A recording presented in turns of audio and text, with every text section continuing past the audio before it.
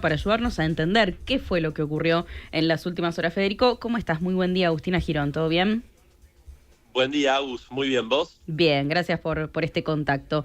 Bueno, te pido tu primera mirada, ¿no?, sobre lo que ocurrió en las últimas horas, porque viste que hay muchas versiones. Están, obviamente, las versiones de los economistas, también está la versión del presidente que se lo atribuyó de alguna manera a Victoria Villarruel, diciendo que ella le dio lugar o habilitó una corrida, y por otro lado, Caputo, que habló del riesgo Cuca. Vos, en todo este escenario, ¿dónde o cómo ubicás la explicación de la subida del dólar? Yo creo que por un lado estamos poco acostumbrados a que flote el dólar, Ujú. y esto es una flotación normal, porque si uno mira el dólar sigue estando por un nivel por abajo de lo que llegó a estar hace un año y por abajo también de lo que llegó a estar durante el gobierno de Massa, mucho más, y esto se ajusta por inflación, ¿no? O sea que la suba del dólar no es tan significativa como puede parecer, porque en 1.200 para muchos analistas estaba atrasadísimo y ahora en 1.350 está caro. Yo lo que veo acá, que me parece lo más importante para resaltar, es que no hay factores monetarios para convalidar una suba del tipo de cambio y sobre todo de la inflación, porque lo que estamos acá viendo es que tenés variación del tipo de cambio y la inflación de la última semana, todas las que miden las consultoras privadas, te está marcando que es muy baja o que es nula. Por lo tanto, no estamos viendo, por un lado, un traslado a precios del movimiento del tipo de cambio. Y por el otro lado es que al no haber emisión para financiar al déficit, no haber emisión para pago de pasivos remunerados, no se inyectan pesos. O sea, el gobierno está haciendo un manejo muy fuerte de la base monetaria. Por lo tanto, yo creo que son movimientos normales que no deberían tener un pase a precio significativo y que es una turbulencia que debería ser pasajera. Y por supuesto también los periodos electorales en Argentina son turbulentos. Ujú. El intento de aumentar el gasto en el Congreso hace ruido en el mercado y bueno, estamos muy cerca de una elección. Por lo tanto, Claro. yo creo que no es algo como para preocuparse. Mm. Con lo cual, vos decías o sea, este precio o este valor, digamos, del tipo de cambio es un valor competitivo, porque viste que se habla mucho, ¿no? No, que estamos con un dólar barato, después también vienen los extranjeros y dicen, no, pero la Argentina en dólares está cara. Para vos, este valor con este esquema de flotación de bandas de 1.200 a 1.400 es competitivo. A ver, mejoró mucho en el nivel de tipo de cambio real frente a Ujú. un año atrás, porque tuviste el dólar que se devaluó en el mundo y a su vez tuviste un ajuste del tipo de cambio en Argentina que no tuvo un traslado significativo en inflación. Por lo tanto, hoy Argentina es más competitiva. Ahora bien, la competitividad de Argentina no la va a ganar por tipo de cambio, la Mm. va a ganar con menos impuestos, con Mm. menos regulaciones, con mejor acceso al crédito. Claro. La ganancia que podés tener por tipo de cambio es pasajera. Todo lo que venga por el lado de reformas estructurales y baja de impuestos es competitividad que uno puede ganar en el largo plazo. Claro. Federico, ¿qué tal? Buen día, Carla Richetti te saluda. Una ¿Cómo consulta, estás? ayer Caputo mencionaba algo como que esto no se va a trasladar a precios porque en realidad no le conviene a los propios comerciantes o fabricantes y demás que trasladarlo a precios porque no van a vender. ¿Esto es así? ¿No se trasladaría a precios o qué tanto riesgo hay de que este aumento del dólar no se traslade a precios y complique el número de la inflación? Yo creo que la novedad acá es que nosotros en Argentina estamos acostumbrados a una convalidación monetaria de los movimientos del tipo de cambio. O sea, cada vez que el tipo del dólar subió en Argentina es porque hubo mayor emisión. Y acá tenés todo lo contrario. Mm. Ante una suba del tipo de cambio, el gobierno refuerza su control sobre la cantidad de pesos, sobre la base monetaria. Por lo tanto, yo no creo que vaya a haber un traslado a precios significativo. Y hasta Mm. ahora, si uno mira desde la salida del cepo, hasta ahora no se observó ese temido traslado a precios. Sí. Y eso es consecuencia del orden monetario y fiscal, porque en Argentina, si uno mira la historia, todas las crisis son de origen fiscal, que derivan en grandes desequilibrios monetarios, en emisión, y ya sabemos cómo termina la historia. Por lo tanto, me parece muy importante esto que está haciendo el gobierno de cuidar la cantidad de pesos, incluso si eso puede tener algún costo en actividad. Pero acá lo importante es mantener las anclas del programa. Claro. Y en ese sentido, a ver, el gobierno todavía no intervino con lo que serían las reservas, digamos, ¿no? A nivel Banco Central. Las intervenciones que hizo son las que están habilitadas, digamos, en el acuerdo con el fondo, como por ejemplo un dólar futuro. ¿Qué nos podés explicar de lo que se hizo hasta ahora, digo, para que la gente pueda entender bien del otro lado? No, hoy tenés un programa de flotación entre bandas por el cual el central solo puede intervenir en el piso de la banda y en el techo de la banda, y tiene cierta discrecionalidad para moderar oscilaciones del tipo de cambio dentro de la banda con alguna operación en el mercado de futuros. Y por otro lado, el Tesoro, que no vende dólares dentro de la banda, pero que sí compra. Y eso es lo que anunció Caputo, de que en los últimos 35 días se compraron 1.500 millones de dólares. Argentina compra dólares porque necesita dólares para acumular reservas y para hacer pagos de deuda. El gran desafío del programa económico que va a permitir acelerar la acumulación de dólares es el rollover de deuda. Argentina, el gobierno compró desde que asumió 26.000 millones de dólares.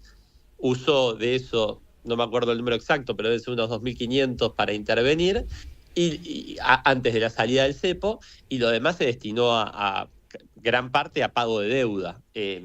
Ahí está el tema. Entonces, si Argentina sigue haciendo esto, que logró emitir 1.500 millones de dólares de bonte, 2.000 millones con el repo, si a esto le puede sumar volver a los mercados internacionales de deuda hard dólar, o sea, bonos internacionales en dólares después de octubre, esto le va a permitir poder afrontar todos sus vencimientos de deuda sin tocar los fondos que ingresan de organismos multilaterales, para que todo eso pueda ir directamente a reservas. Y por ahí es donde pasa hoy, yo creo, el desafío del programa económico. Ayer el ministro de Economía, Luis Caputo, habló también en relación a lo que ocurrió con el dólar, sobre este famoso concepto del riesgo Cuca. Quiero que lo escuches y ahora lo analizamos. Recordemos que ya en febrero del 2024 el tipo de cambio llegó más o menos a estos niveles. Después en julio del 2024 lo mismo, ¿no? Llegó a 1.400, era el momento en que decían que no íbamos a llegar de ninguna manera a un acuerdo con el fondo, que nos habíamos peleado. Después volvió a bajar a 1.100 el dólar. Después volvió a pasar lo mismo en marzo de este año, cuando se decía que el fondo nos pedía una devaluación, volvió a ir de vuelta a 1.400, volvió a bajar a 1.100. Y ahora, para muchos, ante el riesgo Cuca, como dice Fede, o la incertidumbre política, como quieran llamarlo, algunos deciden cubrirse, y no es, como digo, nada que no hayamos visto, ni que no hayamos esperado. De hecho, el presidente lo dijo en más de una oportunidad, que era algo esperable. ¿Qué opinas, Fede, sobre esto que dice el ministro? A ver, lo que dice el ministro respecto al riesgo populista, el riesgo del kirchnerismo, es algo real, porque ¿a qué le tienen miedo los inversores? A volver al populismo, esa larga noche populista donde tuviste una violación sistemática de los derechos de propiedad durante décadas, desde confiscación de depósitos bancarios, confiscación de ahorros jubilatorios, un montón de defaults de deuda, emisión monetaria descontrolada, o sea, una estafa a los tenedores de pesos, uso indebido de reservas del Banco Central. El Estado violó de forma sistemática todos los derechos de propiedad en Argentina con estatizaciones, y eso es lo que le tiene miedo el mercado, porque si vos ves los fundamentos de la Argentina, de superávit fiscal, orden monetario, crecimiento económico, caída de la pobreza, recuperación de los salarios reales y un boom de exportaciones, porque las exportaciones en Argentina están en niveles récord en cantidades, y las perspectivas para los próximos años son aún mejores por hidrocarburos y minería. Es un país que debería tener un riesgo país de menos de 200 puntos. Ahora, cuando vos le ponés su historia a Argentina, es lo que está pasando. Entonces, los mercados lo que quieren ver es una convalidación electoral del programa económico. Y entonces es por eso que la elección de octubre es muy importante, y yo creo que si la elección de septiembre en la provincia es buena para el oficialismo, eso va a traer ya cierta calma anticipada, ¿no? Federico, entonces lo que tenemos que inferir es que hay que seguir conviviendo, si se quiere, con esta volatilidad, por lo menos hasta octubre. En septiembre quizá habría algún indicio de calma o no, pero hasta octubre por lo menos hay que convivir con esta volatilidad en el dólar, ¿no? A ver, acá también hay otra cuestión que fue el desarme de las LEFI, que como los bancos no están acostumbrados al manejo de la liquidez de corto plazo, trajo cierta turbulencia, cierta cuestión en tasas, porque los bancos exigían una tasa más alta para mantener liquidez inmovilizada. Es algo un poco técnico, pero básicamente generó que para poder absorber liquidez y no convalidar una expansión de pesos, el Tesoro pagó una tasa un poco más alta. Ahora bien, los mercados son un poco impredecibles en este sentido y ya se descuenta en cierto punto que el oficialismo pueda tener una buena elección. Por lo tanto, si bien los periodos electorales suelen ser más turbulentos, y acá se te juntó periodo electoral más el intento del Congreso de destruir el superávit fiscal, yo creo que puede llegar a ser un poquito más calmas las próximas semanas de lo que fueron hasta ahora. Ayer anunció el equipo económico que van a subir los encajes, eso va a retirar liquidez.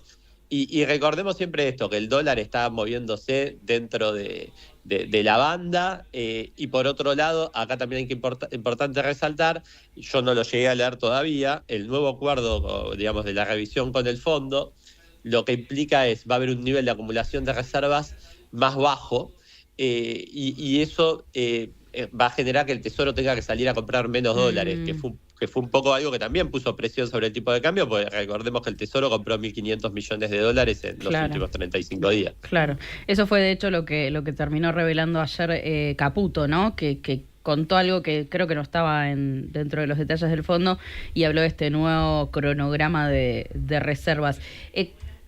¿Cuánto debe preocuparnos el tema de las reservas y esto de que no se cumplieron las metas? Porque aún así, a pesar de que no se cumplieron las metas, el Fondo Monetario aprobó el desembolso de 2.000 millones. O sea que de todas formas, más allá de no haberse cumplido esas metas, el Fondo está conforme con el plan económico, entendemos. Sí, yo en la cuestión de las reservas, si uno mira el número bruto de reservas, estos 41.000 millones de dólares, que ahora con el ingreso del fondo se van a ir a 43.000, ese número no te dice mucho, porque lo importante también es cuántos pesos respaldan esas reservas. Claro. Y hoy vos lo que tenés es que tenés todas las fuentes de emisión cerradas y que tenés un fuerte control de la base monetaria en función de la demanda de dinero. Traducido es que hay pocos pesos y tenés un nivel de reservas que, si bien debería ser más alto, es significativo como para respaldar estos pesos. Y las perspectivas de reservas son muy buenas, porque vos tenés todavía un ingreso importante del acuerdo total con los multilaterales, que son 20.000 millones del FMI, 10.000 millones del BID y 12.000 del Banco Mundial. De eso más o menos ingresó un tercio, y eso va a refuerzo de reservas. Por lo tanto, yo creo que hay mucho margen para seguir acumulando reservas, y lo importante es que esto va a seguir siendo exitoso mientras se mantenga controlada la cantidad de pesos.